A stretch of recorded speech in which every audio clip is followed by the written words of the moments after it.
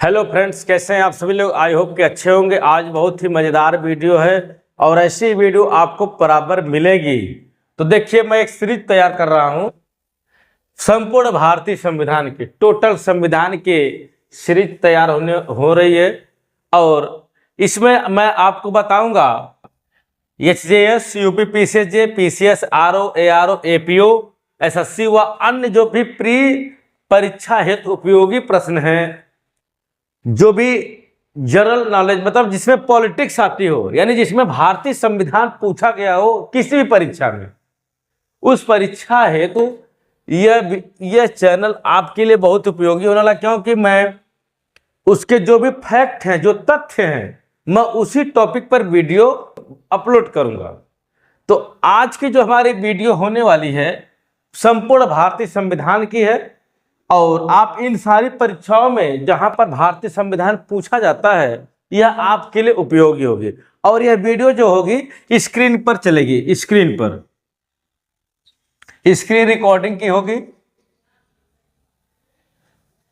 Screen recording video होगी, जो कि आपके लिए अगर आप देखते हैं रेगुलर बेसिस पे अगर आप इसको देखेंगे तो यकीन मानिए कि भारतीय संविधान से संबंधित प्री के कोई भी क्वेश्चन छूटने वाला नहीं है। सभी क्वेश्चनों को कवर किया जाएगा, पूरा डिटेल में एनालिसिस किया जाएगा।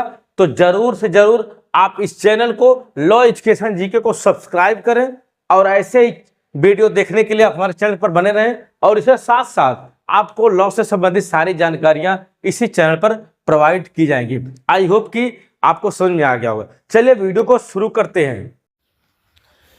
तो चलिए बात करेंगे हम संविधान सभा की, और इसमें हम क्वेश्चन आपको बताएंगे और उसके आंसर बताएंगे, जो कि एकदम किसी भी परीक्षा में अगर आप परीक्षा दे रहे हैं तो ये जो मैं संविधान से संबंधित प्रश्न लेकर आया हूँ संविधान सभा का, यह बहुत ही इम्पोर्टेंट प्रश्न समझ लीजिए। इतना इम्पोर्टेंट है कि किसी भी तरह की अगर आप एक दिवसीय परीक्षा दे रहे हैं, चाहे कोई भी परीक्षा दे रहे हैं, आप उसके लिए बहुत ही रामबाण यह क्वेश्चन है।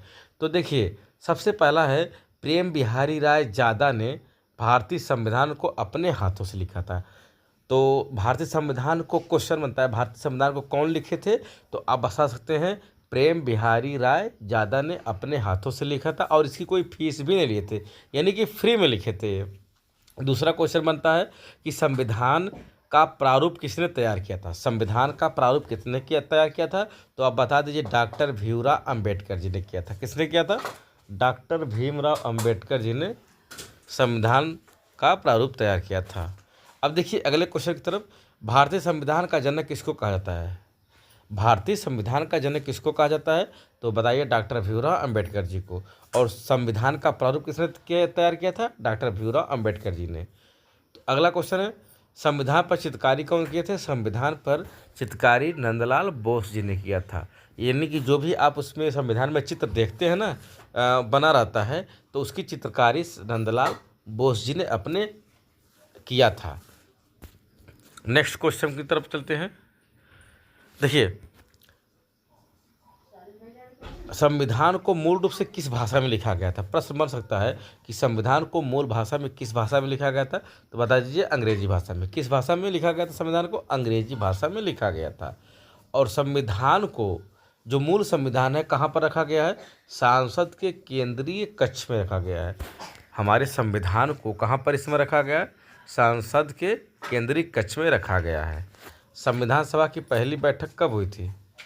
तो बता दीजिए, 9 दिसंबर 1946 को संविधान सभा की पहली बैठक हुई थी, और इसके अध्यक्ष अस्थायी सदस्य सच्चिदानंद सिन्हा थे।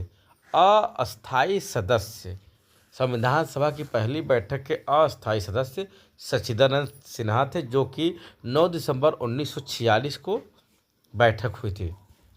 संविधान सभा की दूसरी बैठक 11 दिसंबर 1946 को हुई थी। कब हुई थी? 11 दिसंबर 1946 को दूसरी बैठक हुई थी, और इसके अस्थायी सदस्य डॉक्टर राजेंद्र प्रसाद थे। अस्थायी, दूसरी बैठक के अस्थायी सदस्य डॉक्टर राजेंद्र प्रसाद थे, और पहली बैठक के अस्थायी सदस्य सच्चिदानंद सिन्हा थे। और पहली बैठक कब हुई थी? 9 दिसंबर 1946 को। दूसरी बैठक कब हुई थी? 11 दिसंबर 1946 को।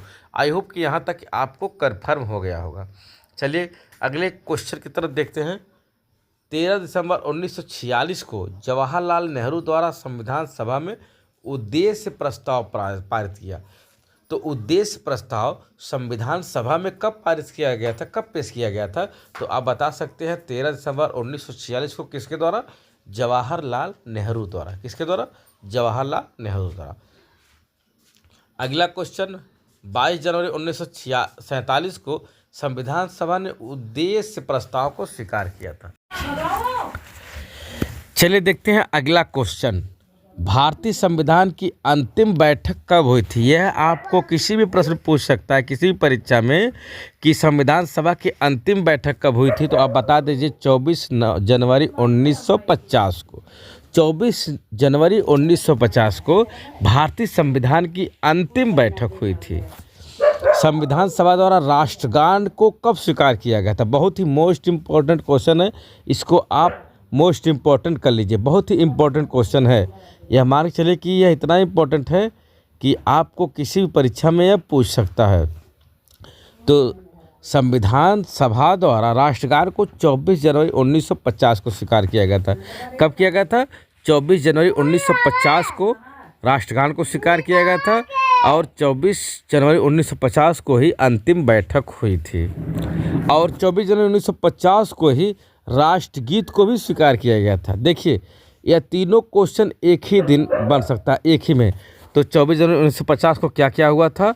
अंतिम बैठक हुई थी संविधान सभा की और संविधान सभा द्वारा राष्ट्रगान को और राष्ट्रगीत को स्वीकार किया गया था। आई होप को आपको यहाँ तक क्लियर हो गया होगा।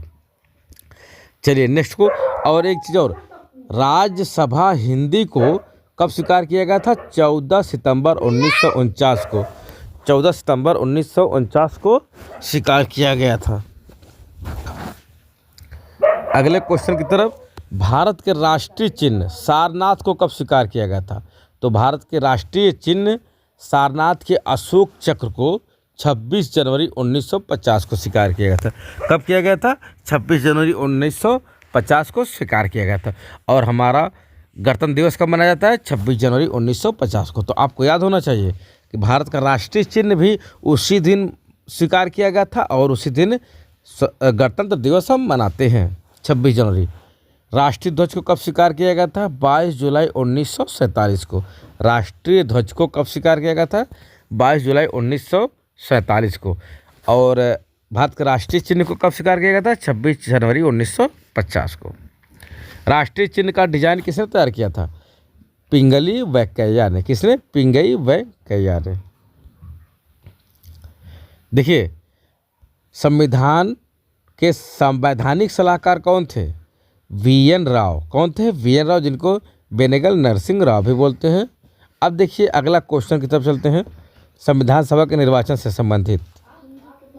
1949 में कैबिनेट मिशन योजना के अनुसार 19